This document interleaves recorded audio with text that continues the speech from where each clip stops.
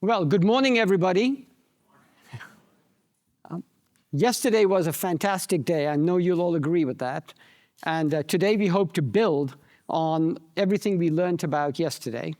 And some of my takeaways from yesterday, and my biggest takeaway from yesterday was quantum is a matter of when, not if. So it's coming. And it's connected, as we learned yesterday, to generative AI and how generative AI and quantum work together.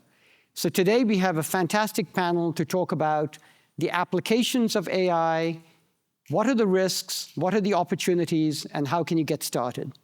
So let me just begin by introducing the panel. We have a fantastic panel of esteemed business leaders and security and quantum experts and cyber experts. So let me start from my far left, Mike Baxter, the President and Chief Technology and Product Officer at Entrust, and he'll talk a little bit about what they do and how it's relevant to quantum. Greg Case, CEO of Aon, a global insurance brokerage brokerage firm. Jay Patel, the Deputy Special Agent for the FBI for cybersecurity and counterterrorism, so watch what you say. And Tom Wilson, the Chairman and CEO of Allstate. So why don't we just get started, because our time is short. I'd start, Tom, with you, and give us your perspective on the biggest opportunities that you see from quantum and how you see the linkage between that and all the work going on in AI today. Okay. So first, you're in good hands. Thank you. We're hoping to get rid of some mayhem for you now that my commercial's done. So first, we're all trying to figure out what quantum is, right? And when you're leaning in and trying to understand what it is, you got to kind of segment the problem into various components. And so we look at quantum and think it's a great opportunity to solve really complex problems, big data sets, but also where the underlying data has some relationship that's predictable. So really good at molecular chemistry, so it should be great at helping figure out what kind of composition should you have a battery if you wanted to run at 60 to 80 degrees outside ambient temperature, and what kind of materials you have in it, because all those molecules have the same behavior. So we're focused really on those things that have greater predictability, as opposed to some things which I think quantum will be quite helpful on, where there's less predictability, like investor sentiment. So from our standpoint, we look at that, and that's mostly, if you use a restaurant analogy, it's like back of the house versus front of the house. So back of the house for us is pricing, underwriting, deciding what, I'll give you an example in a minute. Front of the house is where AI will live, which is really customer service, different kind of value proposition for customers. So we like to think of AI as front of the house. Quantum will be back of the house. So examples for us would be, like we try to give people the most accurate price. And so the hardest thing in houses is like, how much is it going to get damaged in severe weather? And of course, we're not thinking quantum computer will predict the weather. But we do think you can take all that weather data and take all the information about a house. So we have data on every roof house in America. So if we can take all that data on every house in America, so we know if it's covered, what kind of shingles it has, and whether there's branches over and all kind of stuff, and align it with lots of weather data, we can get the most accurate price for somebody on their house, which will enable us to do a better job. Another place we can do is auto pricing. In pricing, we have about 1 billion price points in a state like Illinois. Our competitors have the same. So if you're trying to figure out where you're competitive, it's not like going to Walmart and saying, oh, this version of this cooler is $9.99 and this one's $10.99. It's really, really complicated. And so we think using that which has got good, solid data underneath it will help us. So our first focus is there. I think eventually it'll help us with our customer value, but initially that's where we're focused. Thank you, Tom. I was going to go to Greg next, and you live in an industry that's also awash in data and analytics, and Aon's been a leader in that field. So can you talk to how you see quantum? Well, appreciate it, Bobby. Tom, appreciate the comments too. They resonate very, very well in terms of sort of the application. And P33 for putting this on. It's absolutely fantastic. Listen, I will talk about quantum in the context of the world of risk management, volatility management. We sit around the world and watch companies deal with this every day and countries deal with this every day. And it's exciting. The opportunity here, we believe, is absolutely profound.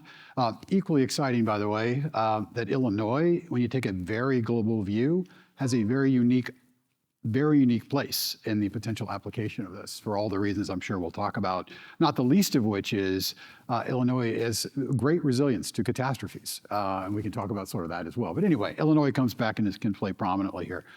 So literally quantum and risk management, risk capital. Listen, we take a view of the world that there is no risk out there that's uninsurable, that capital won't back. That is our premise, and that's a pretty bold premise. That premise is only valid if three things are true. One is there's a set of analytics that will actually help you understand integrated risk, what it means for the volatility of your business. And that's not an easy task. By the way, that task gets solved by the second part of what has to be true, which is not only do you have to have the analytics to understand it, those analytics have to be strong enough that it will convince capital, some source of capital, an insurance company, a pension fund, a sovereign fund, to actually commit their capital to back against that risk. And capital is typically afraid. It needs to be protected. It needs to earn a return. It only will do that if analytically it thinks it can. So you've got to have the analytics. You've got to have the capital. And then you've got to attack that with enough velocity and the interconnected parts of the risk that you can actually move the capital. That speed is massive. And the world we live in, is the CPU world, and we did a lot of modeling. The GPU world comes along, and we were one of the first adopters of the NVIDIA chip back in 2009. And you take this chip and you do an acceleration on the CPU world in a way that it changed the game. We applied it in a company called Pathwise that changed the way you think about capital into retirement. And by the way, retirement's needs more capital, needs more backing to make retirement better for employees, for people around the world. But the complication is massive, and the capital wasn't coming. It wasn't coming because health was changing, longevity was changing, a whole series of things are changing. The GPU world accelerated the analytics such that it would move capital. That's a pretty amazing thing. And if you think about then, whether this is a proven concept, 2009, this wasn't yesterday. So now the question is, how do you extrapolate that? And what does it mean? That's quantum. And if you think about what that could mean in terms of sort of the next generation of that, you're then truly helping to identify the volatility of the world, the risk of the world at a company by company basis, understanding it, and then convincing capital that we actually need to put more backing behind it. It's the reason, Jay's going to talk about, cyber and cyber risks. Cyber is a $15 billion insured market. You say to yourself, 15 billion? Was that an accident? Are we missing a zero there? 15 billion against $1 trillion potential risk means that it's very underdeveloped. The development of cyber means better understanding of the risk, more capital, more capital, more capital. So from our standpoint, our view is the lessons on CPU to GPU to now quantum paint the track, and how fast can we accelerate down that track and bring more capital into the business in a way that is actually powerful. And the other piece I just would make is, this is not just defending the house. So this is not just about risk cover. This is about building the house. This is a way to think about growth differently. So I just described an application in the entire retirement world. You can change the way you think about retirement and retirement coverage because of this set of analytics, because of GPU, because of quantum. I'm not sure if Penny's here today, but she will be here, I'm sure, one of the days or two. We did work with Penny over the last 24 months on a little effort she asked us about, which was, I would like to find ways to rebuild Ukraine. Rebuild Ukraine. Now, rebuild Ukraine means you have to have capital in Ukraine. For capital to come into Ukraine, it has to, again, capital doesn't move unless it feels like it's protected and can earn a return. How do you earn a return during time of war? And the answer is with support from the US government and the European government and a set of analytics together with Penny's work and help and leadership, we actually brought private capital into Ukraine right now on rebuild. That's like never been said in the history of the world. And that was the analytics. And so our view is, if you can accelerate this, if you can dramatically accelerate this, which is quantum, the opportunity here is massive to change the volatility profile in the world, company by company. So that's why we're excited about it. And again, if you think about Illinois, Illinois has talent. talked about that before. You know, we've got the energy, we've got the water, all that's fantastic. And believe it or not, when you look at the catastrophe profile of Illinois, which we look at them all around the world, it's an incredibly unique place to have talent, energy, and water all at the same time. That makes this a pretty unique place. I'm pretty excited about, when I think about the global view, what this could mean for Illinois as well. But it's as Tom described perfectly, this is a massive, this is epic in terms of what it could mean in terms of volatility for the world. Thank you, Tom. Thank you, Greg. I think it's a really, from my perspective, a great depiction of how the opportunities are interconnected, the analytics, the data, and then the attraction of capital, Greg, as you said, and the flow through of that, Tom, to very clear consumer benefits and benefits to businesses, and linking that all back to how unique Illinois and Chicago are in fostering this ecosystem. With opportunities, obviously, come risks. And so I wanted to turn over to Jay in his role at the FBI to give us a perspective on risks and maybe a perspective on how Gen AI has changed the risk profile in cyber and other areas, and how you might extrapolate that into the world of quantum. Yeah, absolutely. Make sure I can see your hands and don't make any sudden movements, with the FBI, we're always a little paranoid when we have large group gatherings because I don't know everybody here. With that, there is huge risk associated, cyber risk associated with this. And our mission to protect American innovation and the businesses, we're always looking at what are the threat actors up to and how the threat actors behind the keyboard, how are they going to leverage certain opportunities. So with generative AI and with AI in general, we started seeing threat actors, right? And on one side, we have the nation states, China, Russia, Iran, North Korea, government funded, backed, and we call them threat actors. I know sometimes when I say that, some folks get upset. They're like, why are you calling them threat actors? They are adversaries and criminals. The reason why we refer to them as threat actors is because they're employed by the government and they're serving the government, they're government servers, so they're actors of the government. And on the other side, you have these financial motivated criminals, right? They are independent and they're just motivated to get money. So from both sides, what we saw with generative AI is you used to get targeted, social engineered by getting spearfish emails. Majority of us have those emails that you get that they send you to make sure you don't click on it, right? From your corporations to train you. Now these threat actors, they send you emails that are really good. There's no spelling errors anymore. Their English is pretty good. Guess how they got so good?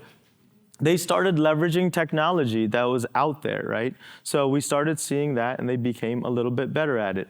Automation is another aspect of it, and we started seeing them, instead of manually creating infrastructure to conduct these attacks, they started leveraging some of this automation. So now they can create multiple domains, and they can get multiple VPSs, and they can have logs that are automated to conduct some of their hacking activity. And these are just financially motivated criminals, right? They don't necessarily have the backing and funding of governments. And then if you look at the nation state side actors, they have a little bit more funding and some more better technology. So what we see them doing is they want to actually exploit those models so that you don't get, once you start trusting it, you don't get the right output, because once you start trusting it, you're not checking it. And what they want to do is they want to do things that are more insidious. They want to get in there and they want to manipulate just a little bit so that you are getting information that's not fully accurate.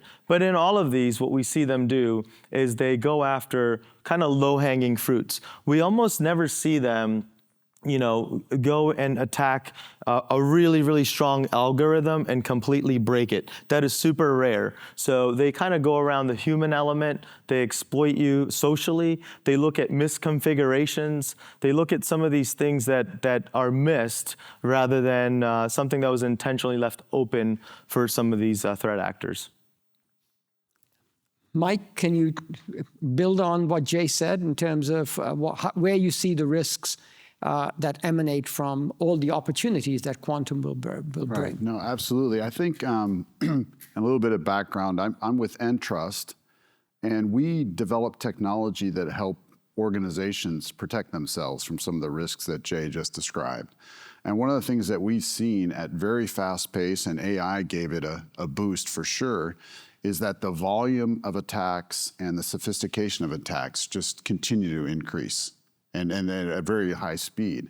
And so one of the things we were just talking in the room before we came on is that breaches have become so prevalent now. Even if you go back to the time when big organizations first got breached and you had to go down to Congress and explain what happened and stuff like that.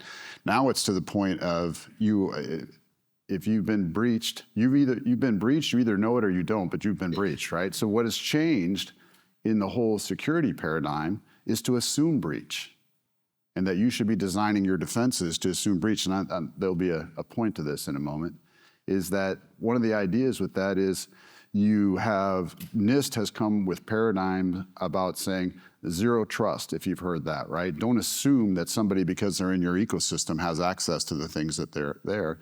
And the other one is you need to encrypt your information like everybody's watching. Assume that somebody's going to get that information. So our reliance on encryption has just gone so much higher because of the volume and sophistication and effectiveness of these attacks, quite honestly. And so asymmetric encryption, think of RSA algorithms, elliptic, they talked about it a little bit yesterday, has become a foundational element of identity security, how we authenticate, how our organizations interact as we're going on this, all of us, on the digital transformation here. Well, this is kind of the side of quantum. Actually, the strength of those encryption techniques have been that classical computers, if they wanted to do a brute force attack, like Jay spoke about, would take literally years to be able to crack those keys and break that encryption. This happens to be one of those unique problems that the quantum computer can solve very efficiently, exponentially more quickly.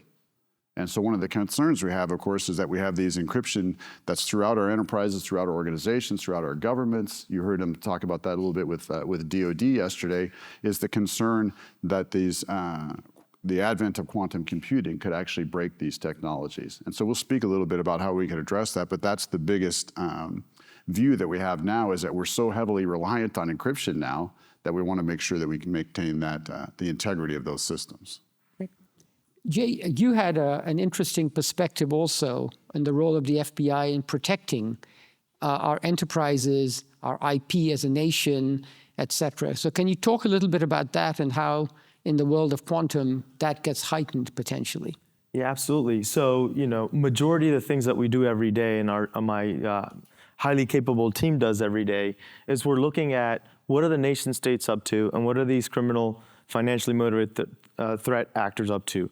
What are they doing right now, and how can we protect against them? So in the virtual environment, we don't have like border type security where you're coming in, flying in, and going through customs and TSA, right? These people have direct access to you. So majority of the companies, you are protecting your own perimeter. There's nothing else protecting you from the US government, right? So what that means is we have to ensure that you have good practices, basic cyber hygiene in place in those companies. So all the innovation that's taking place in all these companies, you guys are highly targeted by nation states. Soon as you're associated with quantum technology, you are on somebody's radar to say, how can we exploit this corporation? Just to look at what kind of employees do you have, who's your lead engineer, and what is your marketing strategy, because they want to utilize that to get ahead of it, right? So we see that quite often. When we see the reconnaissance, we do victim notifications, but in order to protect it, I would encourage everybody to make sure that you're using basic cyber hygiene on your networks, and you're protecting that from the cyber element. And on the counter-intel side, believe it or not, we actually have spies here in Chicago. In person, that are running around trying to develop relationships with people, and the relationships originally don't and people like you. People like you. People like you. You are prime targets, right? Especially with your little lanterns on, walking around getting coffee, right? You stand out. And a lot of times when you have those conversations, they are good business, fun conversations that you have. And at some point, it gets into an area where they're either pitching you or they're trying to make you a witting or unwitting participant of their agenda, which is to steal some of the technology or the innovation that you're conducting.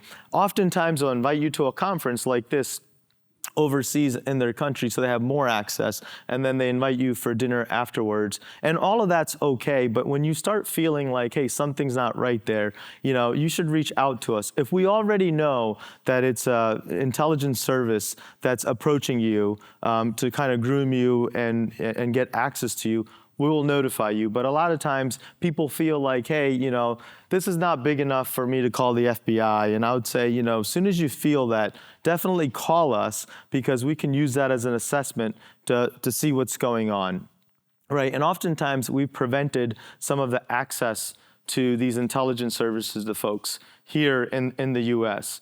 And what I'll tell you is every intelligence agency around the world right now, especially China, Russia, Iran, North Korea, they're highly focused on the innovation that's taking place over here. So just like we did back when we're working on nuclear technology, we played a huge role in protecting that innovation so we can get there first. And that's the role we play right now behind the scenes, working with you as partners to identify folks that are willing to steal it and how to prevent them.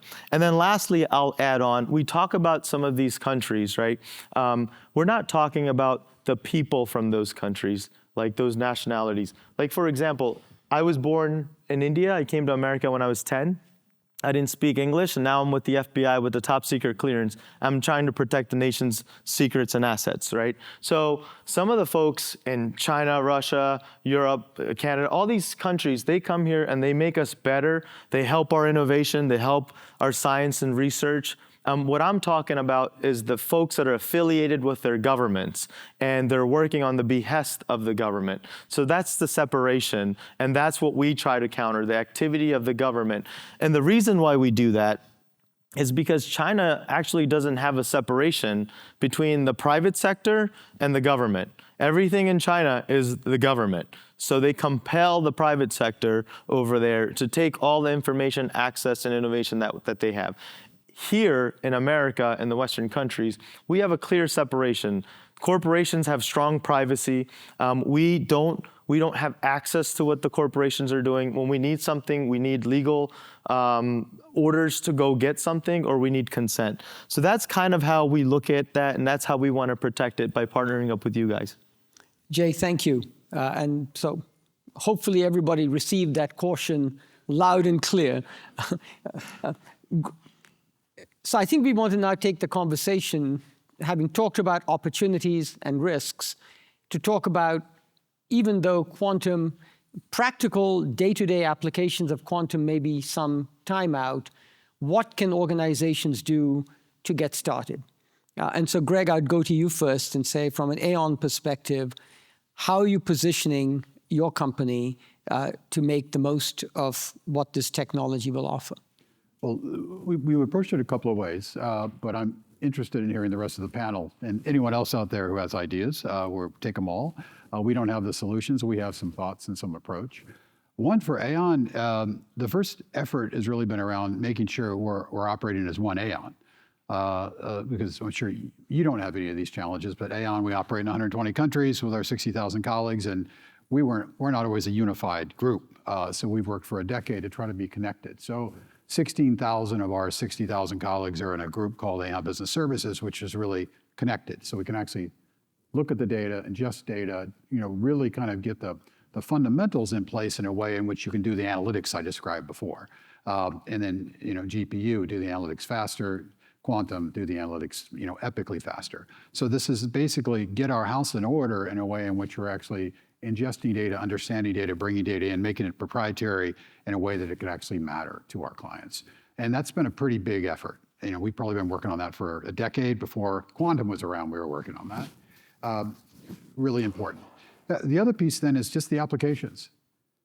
Because I described a couple of applications. Ukraine was an application.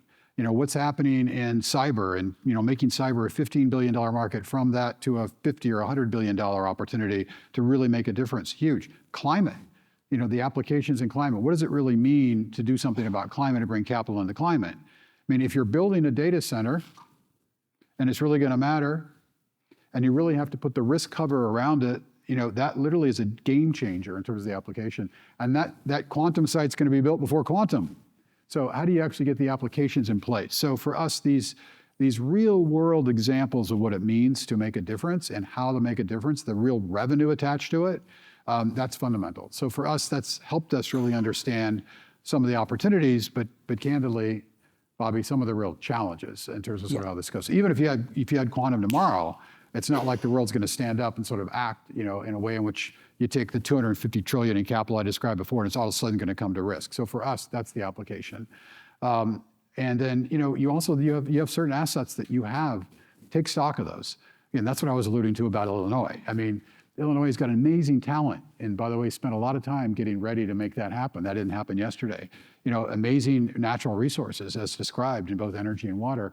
But we also happen to sit in a place in the world that's not susceptible to some of the trauma that makes this really structurally undesirable, which is called catastrophes. Catastrophes. So it's a cool thing. So take stock of your assets and think about how you can leverage those, and then it's in time. CPU, GPU, quantum, and along the way are some thoughts that we would put in the water in terms of sort of ideas. Great. Tom, could I come to you and ask how you're getting started, and maybe ask you to comment on talent and also how you're leveraging partnerships? Okay. First, maybe I'll start with pace. Yeah. Like, why do it now? Like, if it's 5 to 10 years away, like, why not just wait for somebody to do it and spend your time on AI or something else? Our assessment is that the pace of change has the potential to be quite rapid and break out. Here's our logic, that when you look at how change comes, you got to figure out what are the requirements, what are the barriers. And when we look at quantum, it seems like it's mostly an engineering barrier. There's not a lot of economic barriers. So that once you get the engineering done, the processing, the data, that can just happen pretty quickly. I'm going to compare and contrast that to autonomous vehicles, where the engineering's all done. Like, I was just out at Waymo. The engineering's good, the data's good, they know how to make it work. There's an economic barrier, though. The economic barrier is 280 million cars in America that are worth $4 trillion, 12 years old. You got to turn over at least some significant part of that fleet for autonomous vehicles to be in the marketplace. So when we look at those two, we're invested in both. We're doing we track 40 million cars every 15 seconds. So like we're into autonomous vehicles. But if you said the pace of change not likely to break out in like 2 weeks, are we going to have this? If you look at quantum, once the engineering stuff happens, it can break out pretty quickly. And if you look at the pace of change in AI, it's changing by weeks. Like literally a month ago, we didn't think we could use agentic AI with memory to help us with our customer relationships. Today we do, and we're building it. So that's why we're doing it, Bobby, now. Like, we're just get after it. Internally in talent, look at it. One is just get some people involved in it and get them invested. So we're tied up with the Chicago Quantum Exchange. We're working on having talent that knows this, because what we have found in our other technology deployments is even if you're working on technology that turns out not to be right, you learn something and you from it, but also, as importantly, you build your business processes around it. So deploying this technology is interesting, but changing your business process is more complicated. So if I want to change, might go back to the homeowners. So I want to change the way we price homeowners. I got a whole bunch of stuff we got to change, filings and governments and all kind of stuff. So we like to think about it, if you were building a car, designing a car, and you had a 200 horsepower engine, but you knew you were going to get a 2,000 horsepower engine in about a year, you would build, the transmission would be different, the wheels would be different, the aerodynamics would be different. So you really have to know, like, start building that car as if it's going to happen. So we're building I would say I want to pick up on something Greg said, which is very intuitive and smart as a leader, which is culture, and how do you bring people together. And I think having one is brilliant. It's not easy to pull off when you got that many people in that many countries. But for us, it's also linked to how do you have a technology-driven strategy and a talent to do a technology-driven strategy as opposed to a strategy supported by technology. The second one is I got a plan, I want to do this. Go build me some applications, some software that can help me do this with customers.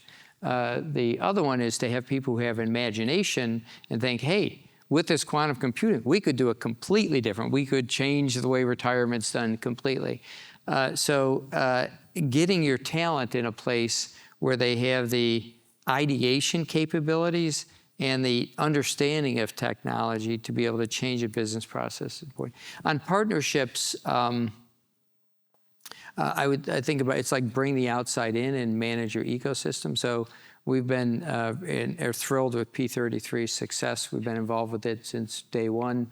It's really making Chicago a world-class tech place, inclusive tech system. And so we've been involved. So you help shape that. So, and P33 was quite helpful, I think, in getting this place to where it is today. I also think it's about good partnerships and in bringing the outside in and thinking specifically and segmenting your partnerships. So we look at our outside vendors and put them into 4 categories: inactive, reactive, proactive, and interactive. Inactive, of course, doesn't need a definition. Reactive is something happens and they call you and hey, you've got a problem here, can we help you? It's not actually that helpful. Most relationships are in the proactive category, where people sell us what they sell other people. That's actually quite a good relationship because, like, let's say it's a piece of accounting software. We don't want to develop our own accounting software, so SAP can develop it. They can sell it to 1,000 companies. We get the benefit of all their expertise, but it's nothing special for us. The key, I think, in things like quantum is interactive relationships, where our list is your list is our list. So we have an interactive relationship with Aon. We have an interactive relationship with IBM, where it's really sort of, you got to have a different trust level. You have to have different transparency. So you have to go to them and say, here's my problem. What do you think? You have to trust that they'll do what they have to trust that you have an economic model, that you're not just going to like take all their good ideas and never use them again. So I think these interactive relationships and thinking about them and managing them as interactive has been good for us. That's very sage advice and a very good way to proceed, particularly in an area where we're still learning.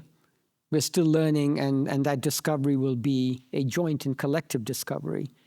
Mike, I think you have us hanging on a cliff edge because you teed up the problem that Right. the entire payment system is based on RSA encryption. Right. We are now, or the last 5 years, been on a journey to encrypt everything, and now you're telling us quantum computers will negate that encryption. So what are you telling your clients? Yeah, I want to know. Like we got a $75 billion portfolio. I'm like paying attention. Right. No, so I think it's a good story that I can say now, and so that now I can actually accept these speaking engagements, right, where it's not all doom and gloom. You can actually say solution.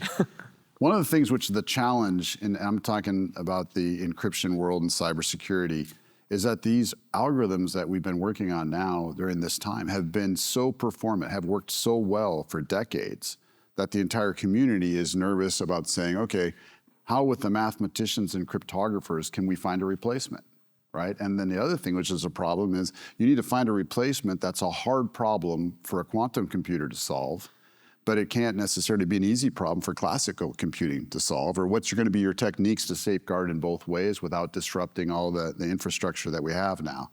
So there's been a lot of work going on in the cyber security community on this, and actually from a timing perspective is in the last August, NIST, after many trials and tests, approved 4 algorithms that they deem quantum secure. So for quantum computing, that they're secure. And that's great news for all of us that are in the technology business of building the encryption infrastructure and doing that. So now we can take those algorithms and put them so that they can be accessed and implemented by companies. So that is really, if you're gonna say to me, what should I do and when should I do it?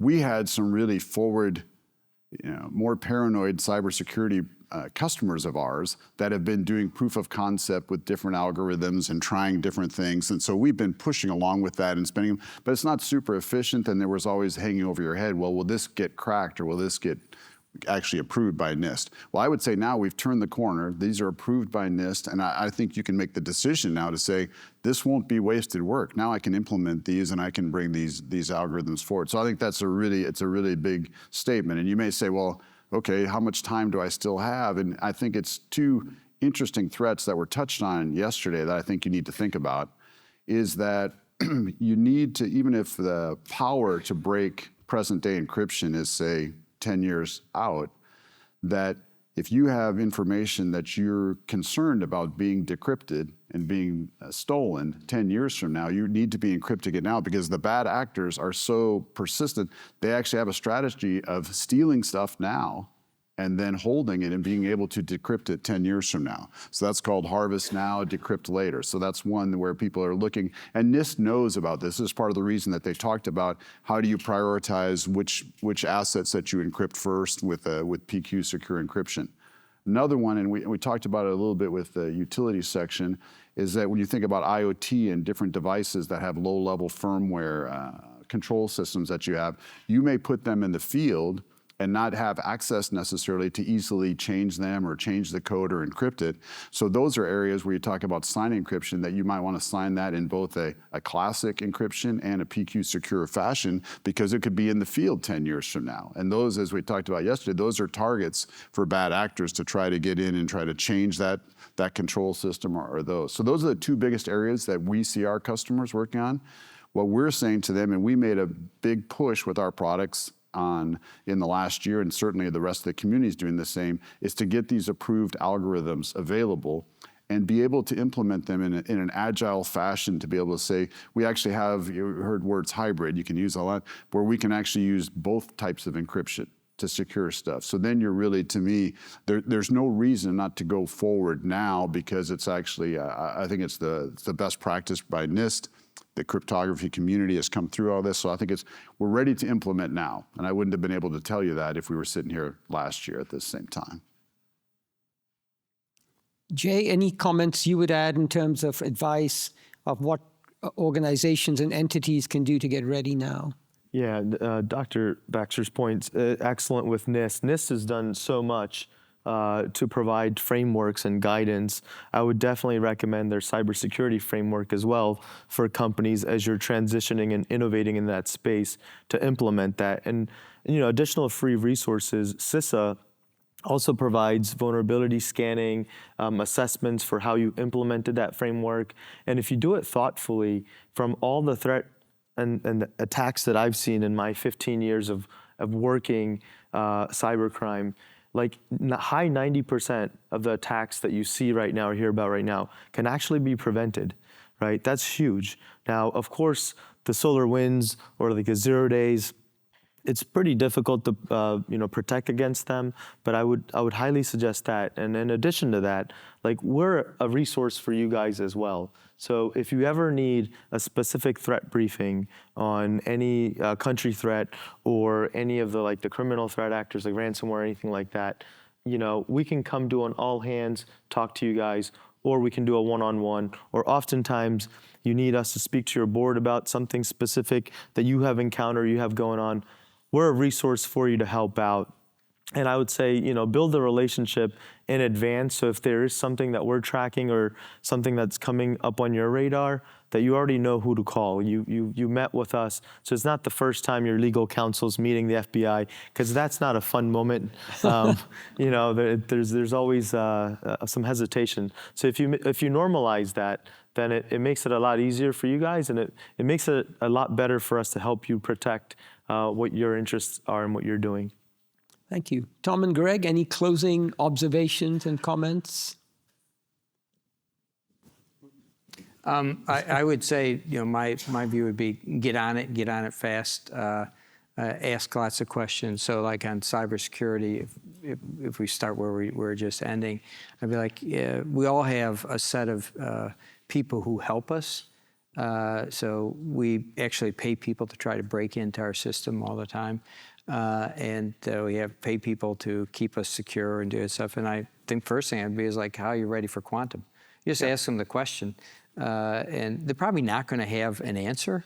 But it's not developed yet, so they don't need an answer today. But if you start asking them the question, they'll start doing work on it. So first thing I would say is like get on this and get ahead of it. Back to the opportunity, because I think there's a tremendous opportunity here to just make the world better by leaning into this, and it's going to come on the wave. I'm not sure how quickly the wave of AI will rattle through, but that's coming very fast. And I would say build the skills and capabilities with AI to help you with quantum. So don't just think about, okay, how do we get AI done? Don't just do little AI, which is, you can use little AI and, speeches and stuff like that. You can put it into Google Notebook LLM and it can spit it back. I would call that little AI. Even doing some customer service work is little AI. For our standpoint, the way we're trying to do is take a really hard problem. Don't take a problem that is easy to solve, it's going to do the job, and you can declare victory. Take something that you don't really think can get done. You'll learn more from that hard problem than you will from the easy problem, and it'll help raise your aspirations on the type of opportunity. So, do I think we can actually get a very specific price for every homeowner in America based on 20 years of weather data and roof data and that kind of stuff? Not with conventional computers. But if we start working on it with conventional computers by the time, and we're working on quantum algorithms at the same time, then we can figure out what does the quantum computer do, what does the other computer do, how do we hook it together. So I would work on really hard problems that have big opportunity. Well, so I think Tom captured it unbelievably well. There's some themes in his comments I would maybe draw out and amplify. An incredibly aspirational tone. Against a monumental opportunity, but an aspirational tone, and because it's easy to take the road that's easy to travel. Don't do it. The opportunity is immense. The second thing Tom described is you're going to make. Well, at least we have humbly made progress on the journey, not in the destination. And so, literally, the idea that you can begin the process in an aspirational way is compelling, irrespective of the timing. Is it 10 years, 8 years, 6 years, whatever? That's incredibly powerful. We have found that you have to start where you are. So where are you? And candidly, the definition of where you are right now is hard. Yeah. Right. Literally, where would you rank yourself in your organization and where you are? Literally, the capabilities you've got, how you can actually process those, how you can actually iterate on those. So understand where you are. And then, as Tom described, I think so eloquently, write down where you want to be, and then ask the question, how is this going to help me get there? And that process for us has been illuminating, profound, painful at times in terms of where it is, but that process has been incredibly helpful, and the journey has been incredibly helpful. But make no mistake about it, we're massively excited, aspirational about what this can mean in the fullness of time. Massively aspirational, and so don't underestimate what this could really mean, and miss that opportunity for your businesses. Yeah. Thank you to the panel. I hope you guys got a perspective on how to move from theory to applications and how to get started. And I'm just reminded of a comment someone made yesterday that we are very good at probably overestimating the impact of any new change in the short term and underestimating its impact in the medium to long term. And I think what you heard from all of our panelists was basically that message. And thank you, Tom, Jay, Greg, and Mike. Thank you all.